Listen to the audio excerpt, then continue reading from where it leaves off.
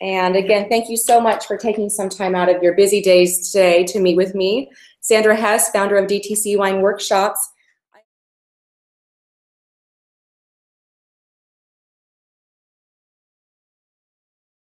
So in our video case study series, we're here to uncover the true ROI of using technology to its finest to grow direct-to-consumer sales, but also retain loyal customer relationships. And so as we get started this morning, I'd like to start off with introducing Ernie and learning more about where Grgich Hills began selling direct-to-consumer and how they made a decision to join forces with ShipCompliant. So why don't we open up there? Well, good morning. We've been selling direct-to-consumer since the very beginning. Our winery was founded in 1977, and our wine club started in 1980. And for the longest time, we had a growing membership and a loyal following because of a lot of the achievements that Mike Grgich had made in the winemaking world, and certainly was getting a lot of attention with his wines. By about 2007, which is when we started using ShipCompliant, a lot of things were changing on the DTC landscape. We first began using ShipCompliant in 2007, starting with about 22 states, and we're currently shipping to as many as we can. 43 states that allow for on-site and 38 for off-site. Wonderful. So you've doubled the amount of states you're shipping to in just about 8 years. Mm-hmm. Excellent. Excellent. So along that journey, I'm sure that it wasn't always smooth sailing. And so let's talk about what that process looked like and really where Grgich Hills made the decision to start going direct to consumer and using a tool like ShipCompliant versus just managing things on your own. Back in the early 2000s, reciprocity was the rule, so that states could ship back and forth easily. And as reciprocity declined, moving from that to permit states, the landscape got a little more difficult because with each permit and each state, you had to comply with what that state's requirements were, and there were many, many.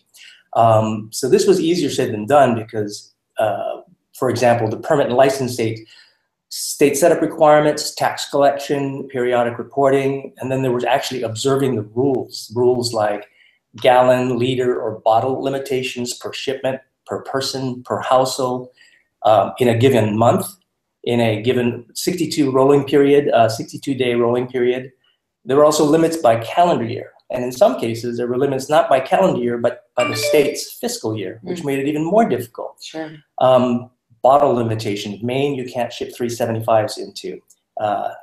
And Florida, nothing larger than a 3-liter. So there were so many rules that you really needed to have something to help you. And so ShipCompliant came to the table with a lot of these solutions ready to go for us. And so the ownership and the management team decided to go this way, and it's been a godsend. Mm-hmm. It has really been a godsend. I don't know how we would be able to do this without ShipCompliant or without the services of a company like this. They do it well, they do it efficiently, and it's our partnership with them is a good and strong one. I see that we will be continuing to use ShipCompliant going forward. What's really interesting to me is that ShipCompliant as a name sounds like shipping compliance, but it's so much more than that. They go beyond just compliance. They get into logistics and the mechanics of fulfillment.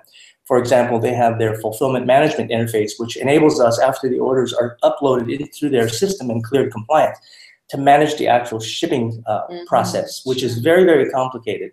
And the integration that their software allows to our shipping computers like FedEx and UPS via their API makes our entire shipping process very smooth, very fast, and efficient. At this time of the year, another feature of their fulfillment software is the temperature analysis tool. Every winery is watching temperatures, and it's a tricky thing. If you could tell the future, you wouldn't be working at a winery. But ShipCompliant does a lot of help, gives us a lot of help in terms of looking at what's out there, looking at temperatures, and letting us know through their interface what's probably safe and not safe to ship, which has nothing to do with compliance. More recently, ShipCompliant announced the availability of their new delivery experience tool.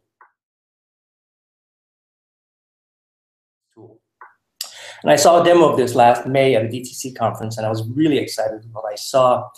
It was missing something, and there were a few things I wish were done differently, so it was really great to have ShipCompliant's ear and be able to collaborate with Sam Straka, who is ShipCompliant's direct product manager, who implemented a lot of my ideas and suggestions. So I'm really glad to see that happening. You know, your story, Ernie, is so impressive. Obviously, Grgich Hills is a winery, an iconic brand, known nationally, grown organically, grown very smart.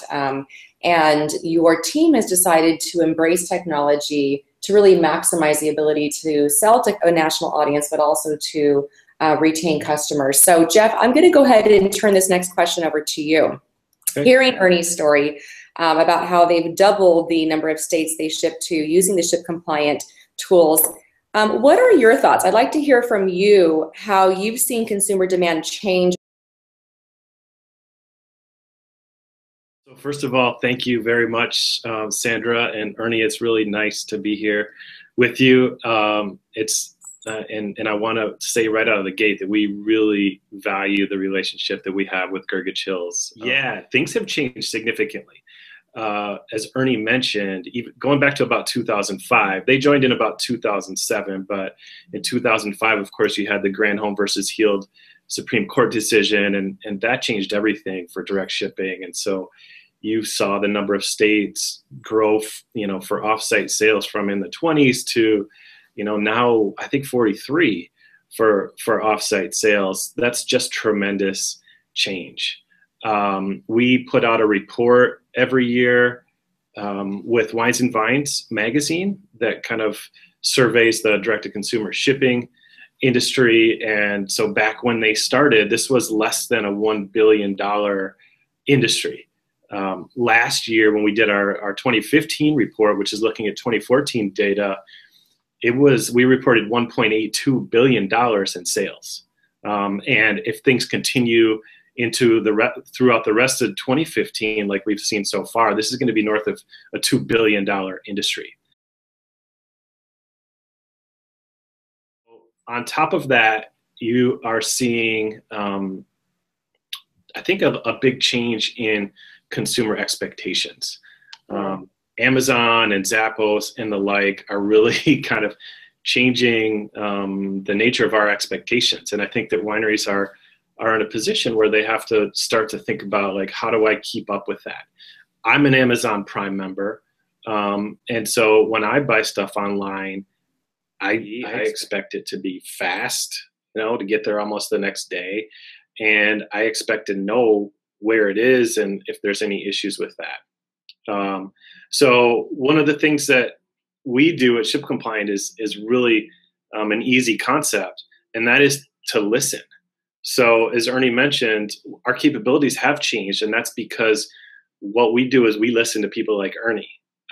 We listen to what their ideas are, what their business challenges are, and we try to design solutions. We actually have a tool called User Voice that allows people to suggest features for, that we should build. And the top feature for a couple of years in a row was to provide these delivery notifications on shipment and on failed delivery attempt and things like that. And when we first saw that, we didn't really completely understand what that meant and where the value was. But then we dug in on that. And as Ernie mentioned, there's a lot of value there. One of the things that we found is that if people receive their wine the first time, on time, and that's especially challenging in the wine industry, right? Because an adult has to be there to sign for the package when it's delivered by the common carrier. If it's delivered the first time on time, those consumers are over 20% more likely to buy again.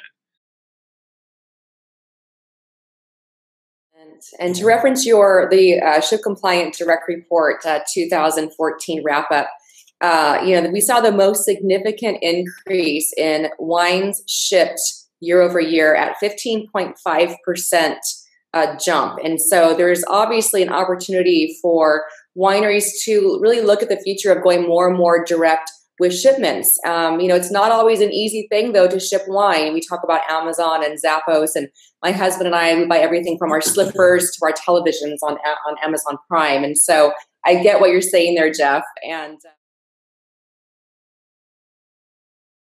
back over to you, Ernie.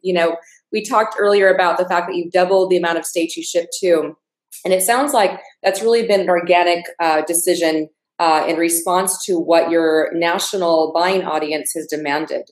And so with that said, can you share with us, start to look at the ROI of using ShipCompliant. How many shipments does Grgich Hills send per year, broken out by your club packages versus those purchased through the general public? I think we're shipping about 18,000 shipments through the club and another 4,000 to the general public. And as far as in terms of the successful delivery rate, Jeff mentioned 78%, and that's what the deliverability tool shows for the industry average. And my gut is that we're about 80, 85.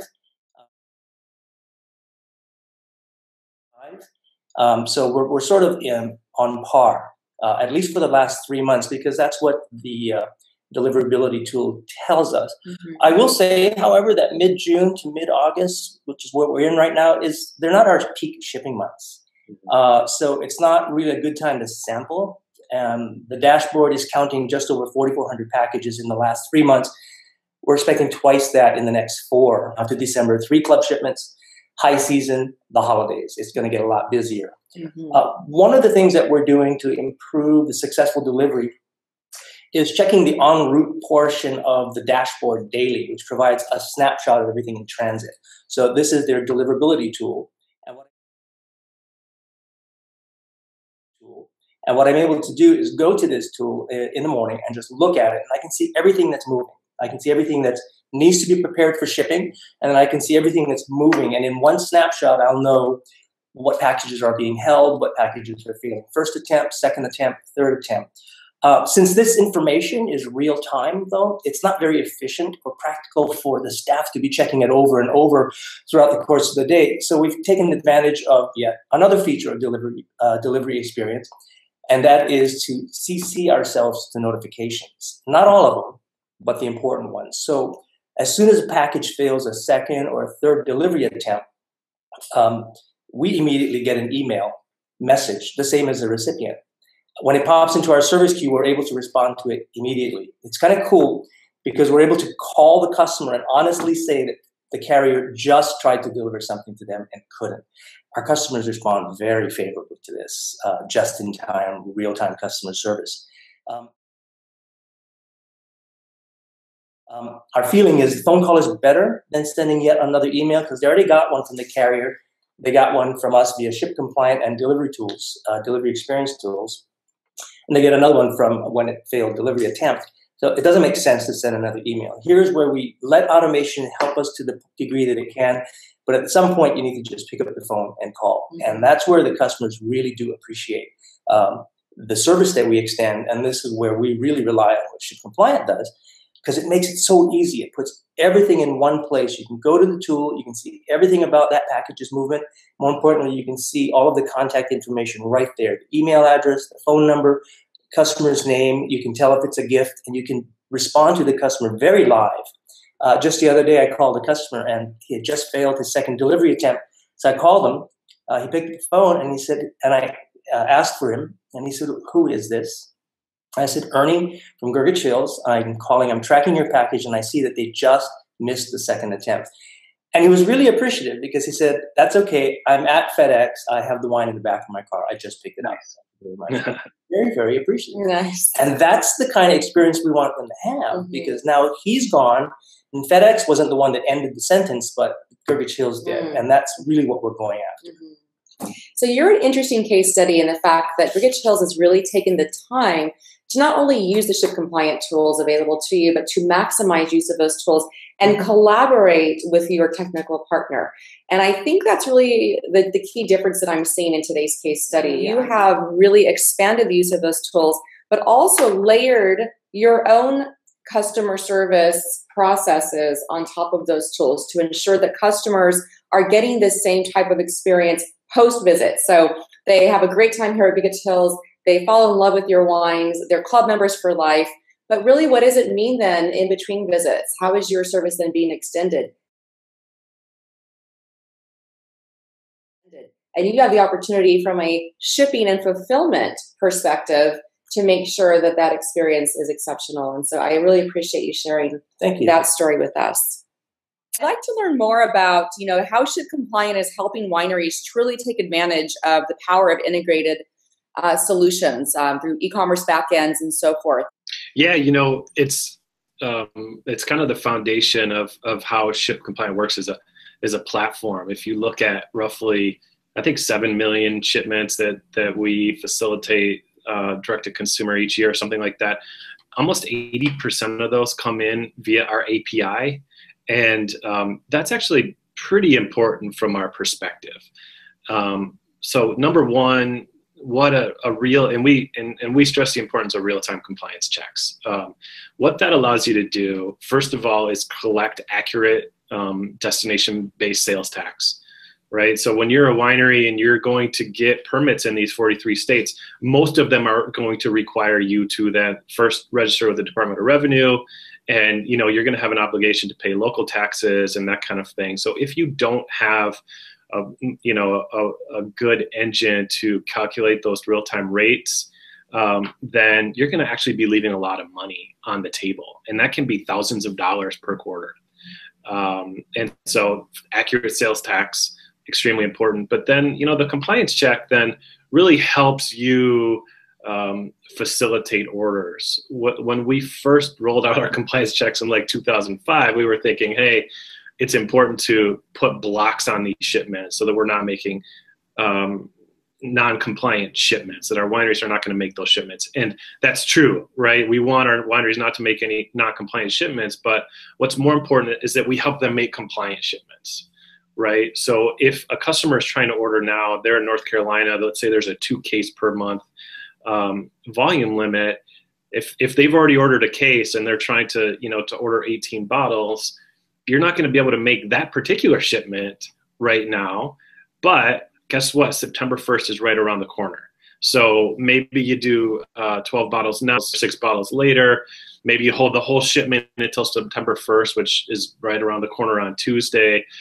There's usually options that you can leverage to basically take that consumer intent to buy and turn it into a compliant shipment. And so, our tools and integrations really allow for that. And we work hand in hand with companies like AMS to design that integration. I think we have about 100 integrations with ShipCompliant right now. And we've got a specialist on our team that does nothing but work with these companies to build a solution and an integration that's going to work within their existing order workflow. That's going to provide an experience for people like Ernie, that's going to allow him to serve their customers better. So I guess that's the kind of the shift in mindset that we've had, and we do think it's important. We're really excited about the fact that AMS has completed an integration with ShipCompliant, and that's being rolled out to all of their users. We have a ton of clients in common with AMS, some of our long-term clients, and so that's something we're extremely excited about right now. Exciting news. And I know that ShipCompliant has mature integrations with Vin65, eWinery, and other. The partnership on the technical side is really important for these type of workarounds. You touched on the fact that, it's not just making sure that the wine is shipped compliant, but also that the wineries have the ability to maximize on the number of shipments annually. And so I think that having these integrated solutions, seeing the ability to work strategically with wineries and provide the workarounds based on the volume limits and so forth is just essential. So back over to you, Ernie, on your end. What has this integration with AMS meant to you from a business perspective? It will enable us to avoid having to contact the customer after the experience. Mm-hmm. Currently, our orders are processed. They're taken online, or they're rung up in the tasting room, or they're rung up over the phone.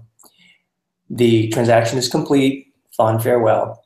And then we upload our transactions in bulk. Mm-hmm. And it's at that point in time that we realize that there's a problem. There may be a wine that we cannot ship to a particular state. There may be a bottle size that we can't ship. There may be an aggregate volume issue where we cannot ship more wine to them until next month or until the next couple of months. And when that happens, we try to solve the problem ourselves. As Jeff had said, we would maybe split the order over into the next month if it was close enough. If there was no urgency for the wine, if someone orders 10 cases, they're probably not going to drink it all unless it's an event. But usually the customers can wait. But it's understanding the rules as they apply to each state and knowing how to accommodate the customer so that their experience, they receive the wines as they intended. For example, you might split the order between a husband and a wife. These are two individuals, these are two customers. And there are ways to complete a transaction, keep it compliant, and fulfill the order. What we hate to have to do is call the customer afterwards to say, oh, I'm sorry, I should have known ahead of time. The beauty of this AMS integration is it's going to enable us to catch the compliance failure at the time of order entry. When the customer is still there, when they're still feeling good, you're able to communicate and dialogue with the customer about the problems or about the issues that we may have with the delivery. And at that point in time, take care of everything. And then off they go. And then the next time they hear from us is probably the delivery of the wine. So this integration is very, very important because there are so many rules. And we have a staff, a very large tasting room staff that comes in seasonally, and they're not all familiar with what those rules are. And you have to admit, unless you stick to compliance and pay attention to it, you can make a whole career out of this. Most people in a winery don't spend their time doing that. They're about service, they're about hospitality. And so this integration, once we flip the switch, will enable us to move the auditing activity up to the front, where it can be resolved at that point in time as opposed to after the fact. And this is really important for our online customers because we have online customers placing orders. We don't even see them. They flow right through. And when we're shipping them or uploading them, then we find there's a compliance failure. It's like, oh, we should have been able to stop this. Sure. So in today's case study, what I'm really taking away from this conversation is that it's really essential to listen to the demands of your unique customer base, to maximize use of technology, but also processes to meet those demands, and to plan strategically for the future of direct-to-consumer wine sales growth in the U.S. As we wrap up this morning, I would love to hear from each of you around your words of wisdom. So for any winery looking to expand sales to a national audience using ShipCompliant tools, maximizing direct-to-consumer wine sales, what would that best practice look like? And let's go ahead and start off with Ernie. Okay. Words of wisdom. What I would offer is to own the entire process. It's easy when you're a small winery. You don't have much distribution. You're able to maintain a relationship with just a few customers or a smaller customer base. As you expand to the national market, which is certainly where Grgich Hills is going, you run the risk of diluting your ability to provide the kind of service that you really want to provide. You have to work on it constantly, and you're going to have successes and you're going to have some things that don't work really well. So the word of wisdom would be really to own the entire process. When something goes wrong, focus on the customer's concern, resolve it quickly, and make sure the customer leaves the whole experience satisfied and happy. Other words of wisdom, remember, it's alcohol. Sometimes what happened is completely out of your control, and we still believe it's best to take responsibility for it and to absorb losses to the degree that's possible. For us, is what we believe to be the cost of doing business. As far as the true return on investment, using ShipCompliant to sell to a national winery audience, ShipCompliant and its tools gives us the gift of time.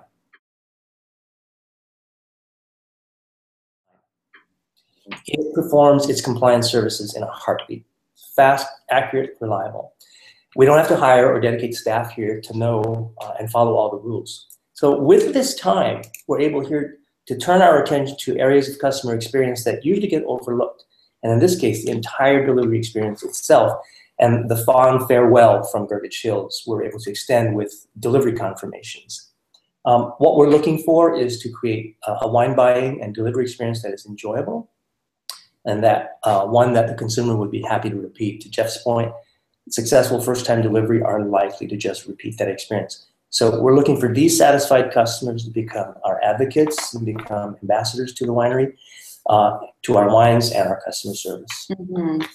So the delivery experience tool that you shared also earlier sounds like an essential piece of the pie when looking to build a strategic plan moving forward. I'll be happy to share with the audience also a copy of that following today's case study interview. And thank you so much, Ernie, for taking time out of your harvest and busy season here at Grgich Hills to share your words of wisdom. Jeff, Carroll, back over to you. We'd love to hear what you have to say. And also, give us some insights on anything that ShipCompliant has cooking that you'd like us to know about. Well, first of all, thank you very much, Sandra, and thanks, Ernie. It's been a pleasure. And I would share, I'll think about that last question as I talk here, but I might share a couple of words of wisdom. Number one, get in the game.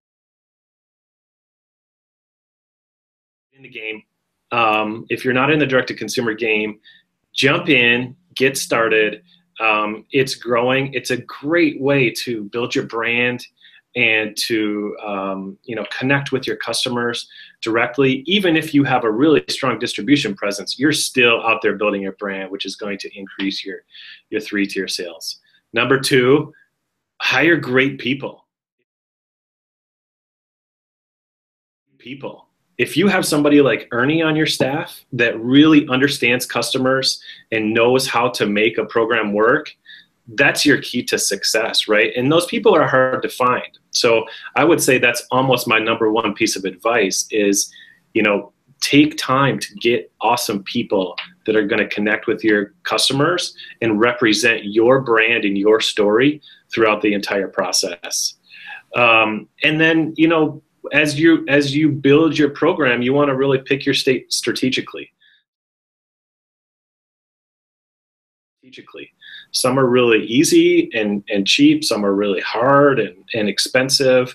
We have an ROI tool on our calculator on our website that can kind of help you sort that out. And you want to just go state to state and build as you go and you get more confident. So those are my words of advice. Get in there. It's growing fast. You do not want to miss the boat. In terms of what's coming up, we do have some things we're really excited about. One thing that I can talk about, I'm here in Boston today at our new corporate headquarters, and we have now the backing of Taxware. Taxware has been in the business of sales and use tax determination and filing for 35 years. They're the experts, and we're doing a lot to roll in their capabilities and expertise into the ShipCompliant platform on the sales and use tax front. And so that's one of many things that we're super excited about. Check back with me in a week, and there's going to be some more exciting news, I can promise you. Wonderful. Never a dull moment with ShipCompliant. And as we can conclude today's discussion, case study number 4 on direct-to-consumer wine sales, we've learned a lot. And so for those of you in the audience, stay tuned. Watch for case study number 5 as we continue to showcase how wineries are collaborating with technical partners to maximize direct-to-consumer wine sales and retain loyal customers. Thanks again for your time today.